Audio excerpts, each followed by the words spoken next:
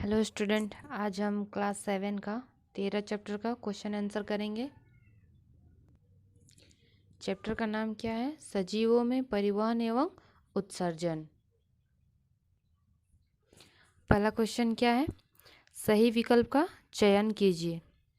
1 number, पेशीय नालिका जिसके द्वारा मूत्र शरीर से बाहर निकलता है उसको क्या कहते हैं? उसको मूत्र नली कहते हैं। दूसरा नंबर, रक्त नालिकाओं में पोषक पदार्थों का अवशोषण व गैसों का आदान प्रदान निम्न में से किसके द्वारा होता है? किसके द्वारा होता है गैसों का आदान प्रदान? कोशिका द्वारा। दूसरा नंबर, रिक्त स्थानों की पूर्ति कीजिए। पहला, हीमोग्लोबिन डैश कोशिकाओं में पाया जाता है। किसमें पाया जाता है? लाल रक्त में। और हीमोग्लोबिन के कारण ही रक्त लाल होता है। दूसरा, पसीने में जल और डैश होता है। क्या होता है? लवण होता है।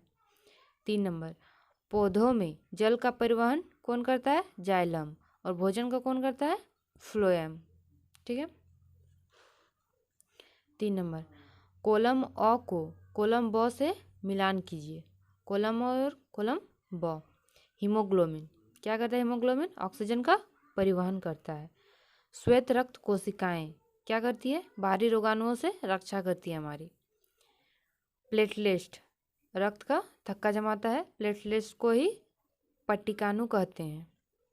जाइलम, जाइलम क्या होगा? जल का परिवहन। और फ्लोएम भोजन का परिवहन। ठीक है। 4 नंबर, पौधों तथा जंतुओं में पदार्थों का परिवहन क्यों आवश्यक है? क्यों आवश्यक है? उत्तर, पौधे तथा जंतुओं में पदार्थों का परिवहन आवश्यक है क्योंकि पौधे और जंतुओं के शरीर में सभी भागों को ऊर्जा की आवश्यकता होती है। यह ऊर्जा भोजन से प्राप्त होती है।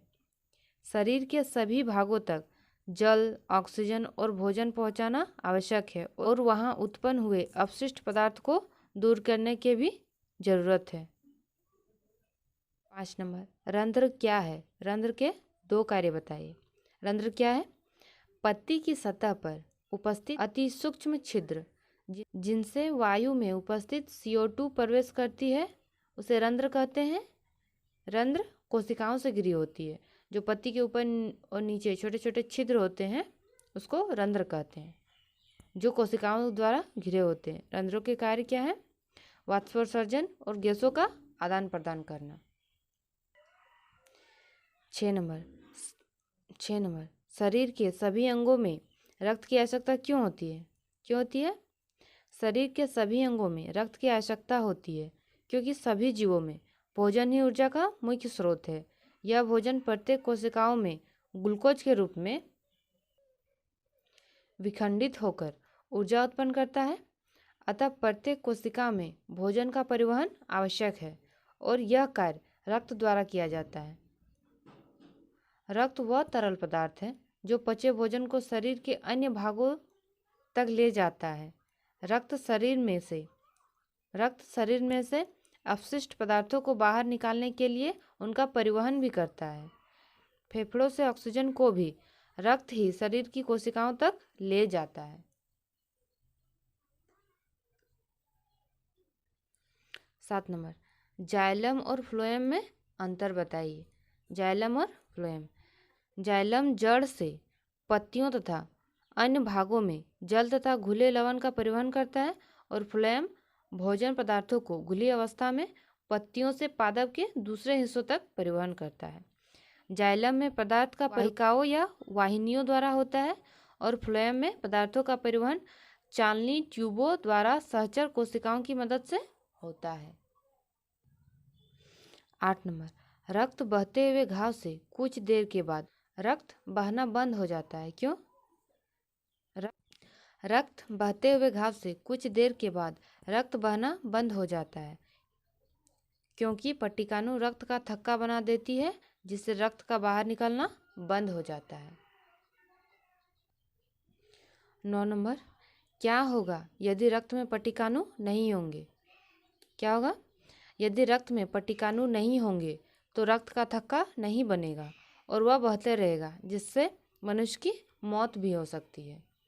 10 नंबर, शरीर द्वारा अपशिष्ट पदार्थों का उत्सर्जन क्यों आवश्यक है? क्यों आवश्यक है?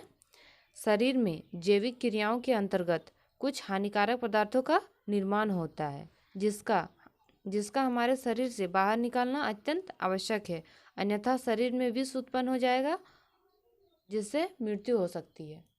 11 नंबर, मानव उत्सर्जन तंत्र का चित्र बनाइए और उसके विभिन्न भागों को नामांकित कीजिए। ये हम लोग नेक्स्ट वीडियो में अच्छे से पढ़ेंगे। 12 नंबर, क्या वाष्पोत्सर्जन पौधों में कोई उपयोगी कार्य करता है? हाँ, वाष्पोत्सर्जन पौधों में उपयोगी कार्य करता है। वाष्पोत्सर्जन पादपों में ठंडक उत्पन्न करता है। वाष्पोत्सर्जन खिंचाव पैदा होता है। इसके द्वारा पादप में उपस्थित अतिरिक्त जल वाष्पित होता है और मूलों द्वारा अवशोषित खनिज लंबे पौधों और पादपों के ऊपरी भागों तक पहुंचाने में सहायक करता है। 13 नंबर और इस चैप्टर का लास्ट क्वेश्चन, मानव हृदय के कार्य बताइए। मानव हृदय का कार्य क्या हो जाएगा? पहला, हृदय शरीर के समस्त अंगों एवं कोशिकाओं में शुद्ध रक्त प्रवाहित करता है। दूसरा, अशुद्ध रक्त को अंगों से एकत्रित करके फेफड़ों, वृक्क एवं यकृत में शुद्ध होने के लिए प्रवाहित भी करता है। तीसरा, हृदय रक्त के माध्यम से सभी कोशिकाओं को जल एवं अन्य उपयोगी पदार्थों का संवहन करता है। तो हमारा 13 चैप्टर कंप्लीट। नेक्स्ट वीडियो में अगला चैप्टर का क्वेश्चन आंसर करेंगे। अगर ये वीडियो आपको अच्छी लगी हो तो लाइक करें और चैनल पर नए हैं तो सब्सक्राइब करें। Thank you.